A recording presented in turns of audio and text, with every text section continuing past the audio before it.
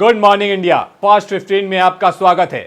चलिए देख लेते हैं फटाफट फास्ट 15। तृणमूल कांग्रेस के वरिष्ठ नेता और बंगाल की ममता सरकार के मंत्री साधन पांडे की अचानक तबीयत बिगड़ गई, जिसके बाद उन्हें कोलकाता के एक निजी अस्पताल में भर्ती कराया गया है, जहां वे आईसीयू में हैं। बताया जा रहा है कि 70 साल के पांडे के फेफड़े में इन्फेक्शन फैल गया है।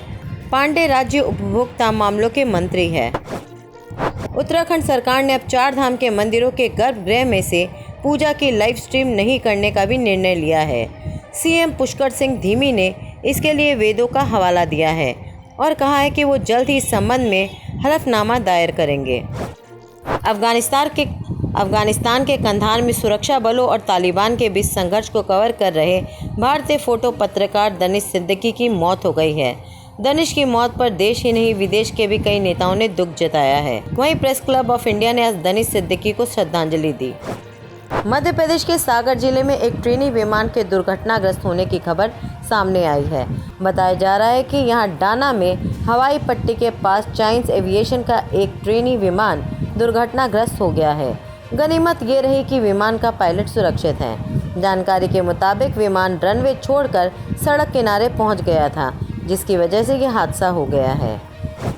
खाकी को शर्मसार कर देने वाले एक वीडियो सोशल मीडिया पर वायरल हो रहा है। वायरल वीडियो में देखा जा रहा है कि एक महिला जमीन पर पड़ी है और दरोगा उसके ऊपर बैठकर उसे पीटने लगा। इस घटना का वीडियो सामने आने के बाद एसपी ने आरोपी दरोगा को लाइन हाजिर कर दिया।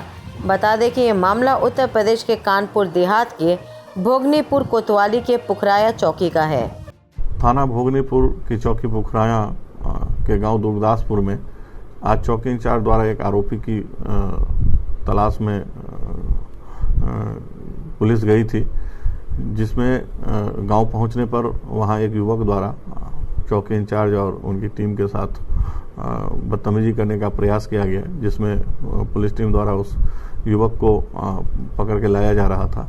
इसी क्रम में युवक के परिजन, जिसमें कुछ महिलाएं भी थी, उसने पुलिस के साथ बदतमीजी शुरू कर दी और पुलिस के साथ जो है हाथापाई करने की कोशिश की।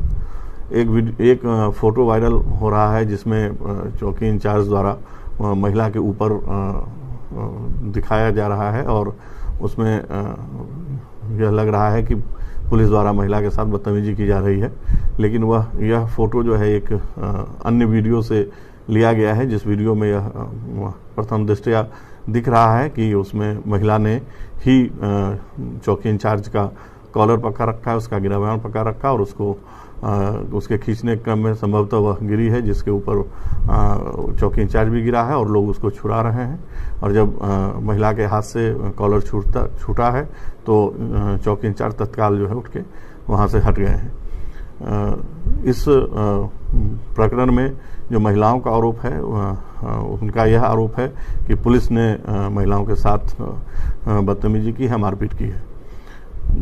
इस संदर्भ में जो कार्रवाई की जा रही है उसमें जांच कराई जा रही है और जांच निष्पक्ष हो और सारे प्रकरण की विस्तार से और निष्पक्षता से सभी तथ्यों के अनुरूप जांच हो, इसके लिए चौकी इंचार्ज को लाइन हाजिर किया जा रहा है। आगे जांच में जो भी फैक्ट्स आएंगे उसके आधार पर अन्य विधिक या विभागीय कार्रवाई सुनिश्चित की जाएगी। कोरोना वायरस के प्रोटोकॉल्स का उल्लंघन होने के चलते दिल्ली की मशहूर सरोजनी नगर एक्सपोर्ट मार्केट को बंद करने का फैसला लिया गया है। मार्केट को अगले आदेश तक के लिए बंद करने का ऑर्डर जारी किया गया है। ये मार्केट आज से बंद रहेगा। मुंबई के हनुमान नगर से लेकर कांदिवली इलाके में लोगों के घरों तक में पानी घुस गया है, जिससे जनजीवन पूरी तरीके से अस्त व्यस्त हो गया है। वहीं चेंबूर में बारिश कहर बनकर टूटी है। चेंबूर के भरत नगर इलाके में भूस्खलन की वजह से दीवार गिरने से 11 लोगों की मौत हो गई है। उत्तर प्रदेश में इस साल कांवड़ यात्रा रद्द कर दी गई है। अपर मुख्य सचिव नवनीत सहगल ने 17 जुलाई को इस बात की जानकारी दी है। उन्होंने कहा है कि राज्य सरकार की अपील के बाद कांवड़ संघों ने यात्रा रद्द करने का फैसला ले लिया है। कांवड़ यात्रा 25 जुलाई से शुरू होनी थी। दरअसल कांवड़ यात्रा स्थगित करने का ये फैसला सुप्रीम कोर्ट के निर्देश के एक दिन बाद आया है। हिमाचल प्रदेश सरकार के लॉकडाउन हटाए जाने के बाद पर्यटकों ने राज्य में आना शुरू कर दिया है। जहां पर्यटकों की बढ़ती संख्या ने चिंता बढ़ा दी थी, कोविड प्रोटोकॉल से खिलवाड़ कर हिमाचल के मुख्यमंत्री जयराम ठाकुर ने लोगों को चेतावनी दी है। पिछले दिनों में हमने इस बात को देखा कि लंबे अरसे के बाद, शायद क्योंकि कोविड के कारण लोगों का घर से बाहर निकलना नहीं हो पाया था, हिमाचल प्रदेश और हिमाचल के अतिरिक्त दूसरे प्रदेश में जहां पर टूरिस्ट जाते हैं, घूमते हैं गर्मियों में, बड़ी संख्या में आए हैं। हिमाचल प्रदेश में तो विशेष तौर से शिमला, मनाली, धर्मशाला, कुल्लू और उसके साथ साथ में डलहौजी, सब जगह बड़ी संख्या में टूरिस्ट आए हैं। हमने डिस्ट्रिक्ट एडमिनिस्ट्रेशन के साथ जो है वीडियो कॉन्फ्रेंस से मीटिंग की है, 2 बार कर ली हमने, और उसमें हमने उनको आदेश दिए हैं कि आप सुनिश्चित करें, एक तो ट्रैफिक को मॉनिटर करने के लिए, रेगुलेट करने के लिए फोर्सेस जो है वो हमारी जो पुलिस फोर्स जो है वो ज़्यादा तैनात करें, उसमें वो काम कर रहे हैं। दूसरे, टूरिस्ट बरसात में आजकल टूरिस्ट बरसात के इस मौसम में ऐसी डेस्टिनेशंस में ना जाएं जहां किसी प्रकार की दुर्घटना होने की संभावना है। नदी के किनारे ना जाएं, और ख़ास तौर से ऐसे जहां स्लाइड्स होते हैं ज़्यादा, वहां पर भी हमने कहा कि वहां पर भी ना जाएं, इस बात को सुनिश्चित करें। कोविड के सिलसिले में तो विशेष तौर से हमने रेगुलेट करने का मैकेनिज्म डेवलप करने की कोशिश की है।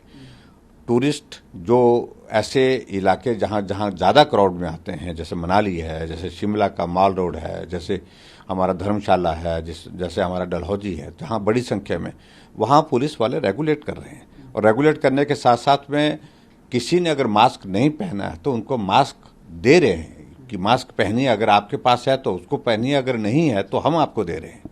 इस बात को लेकर के बहुत जोरदार ढंग से हमारा वो कैंपेन चला हुआ है। तीसरे, हमने इस बात के लिए भी ये जो होटलियर एसोसिएशंस हैं उनके साथ भी बातचीत की है। जो एसओपी उनको दिया है, उस एसओपी को पूरी तरह से लागू करने के लिए कहा है कि वेटर किस प्रकार से वहाँ पर कोविड की सारी सिचुएशन को ध्यान में रखते हुए काम करेंगे, रिसेप्शन पर कैसे काम करेंगे, और उसके साथ साथ में रूम सर्विसेज कैसे होंगी, रेस्टोरेंट में क्या चीज़ें होनी चाहिए, किस तरह से होनी चाहिए, उन तमाम सारी चीज़ों को लेकर के जो एसओपी हमने जारी किया उसको सख्ती से पालन करने के लिए कहा है। और मैं इतना जरूर कहना चाहता हूं कि टूरिस्ट को रोकना उचित नहीं है, क्योंकि लंबे समय से हिमाचल प्रदेश में टूरिस्ट का आना जाना नहीं हो पाया था और उससे टूरिज्म इंडस्ट्री को बहुत बड़ा नुकसान भी हुआ है। ऐसे में मेरा इतना ही निवेदन है कि टूरिस्ट आएँ, उनका अभिनंदन है, लेकिन कोविड के नियमों का पालन करें। और होटलियर एसोसिएशन जितने भी हैं, सब लोग, उनसे भी इस बात के लिए आग्रह है कि वो भी जो एसओपी हमने बना करके दिया है उसका पालन करें तो अच्छा रहेगा। गूगल ने आज 18 जुलाई को भारत की पहली महिला डॉक्टरों में से एक कादम्बिनी गांगुली के 160वें जन्मदिन पर उनको याद किया। भारत की पहली महिला डॉक्टर कादम्बिनी गांगुली के लिए गूगल ने खास डूडल बनाया है और उनकी उपलब्धियों को सम्मान दिया है। इस खास डूडल को बेंगलुरु के आर्टिस्ट ने बनाया है। राज्यसभा सांसद और असम कांग्रेस के अध्यक्ष रिपुन बोरा ने हाल ही में मोदी कैबिनेट में शामिल होने वाले निशित प्रामाणिक की नागरिकता पर सवाल खड़े किए हैं। उन्होंने निशित प्रामाणिक के बांग्लादेशी नागरिक होने का दावा करते हुए जांच की मांग की है। इसके लिए रिपुन बोरा ने प्रधानमंत्री नरेंद्र मोदी को एक पत्र लिखा है। बम्बई उच्च न्यायालय ने बलात्कार के जुल्म में 33 वर्षीय व्यक्ति की सजा को बरकरार रखते हुए कहा है कि यौन संबंध बनाए बगैर भी किया गया यौन उत्पीड़न भारतीय दंड संहिता की धारा 376 के तहत बलात्कार की परिभाषा में आता है। जस्टिस रेवती मोहिते डेरे ने 2019 में निचली अदालत द्वारा एक व्यक्ति को सुनाई गई 10 साल के कठोर कारावास की सजा को भी बरकरार रखा।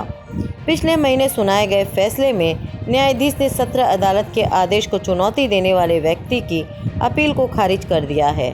सत्र अदालत ने व्यक्ति को मानसिक रूप से कमजोर महिला से दुष्कर्म करने का दोषी ठहराया है। 19 जुलाई से संसद को मानसून सत्र शुरू हो रहा है। इस सत्र के शुरू होने से पहले केंद्र सरकार ने विपक्ष के साथ मंत्रणा की।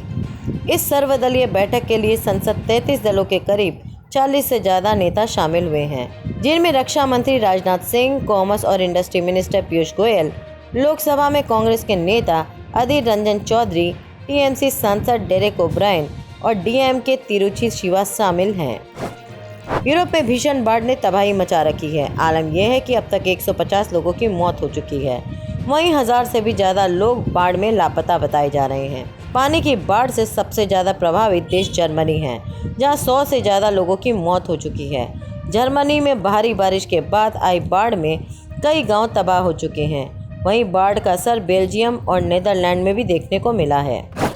अभी अमेरिका सहित पूरी दुनिया कोरोना से सही से उभरी भी नहीं थी कि अब अमेरिका में एक और खतरनाक वायरस ने दस्तक दे दी है, जिसके बाद तो मानो अमेरिका में एक बार फिर से लोगों में नई चिंता बढ़ गई है, क्योंकि 2 दशकों में पहली बार अमेरिका के टेक्सास में खतरनाक मंकी पॉक्स बीमारी का दुर्लभ केस सामने आया है। अमेरिका के रोग नियंत्रण और रोकथाम केंद्र ने इस बारे में पुष्टि की है। आज के लिए बस इतना ही। कल फिर आएगा आपके सामने फास्ट 15।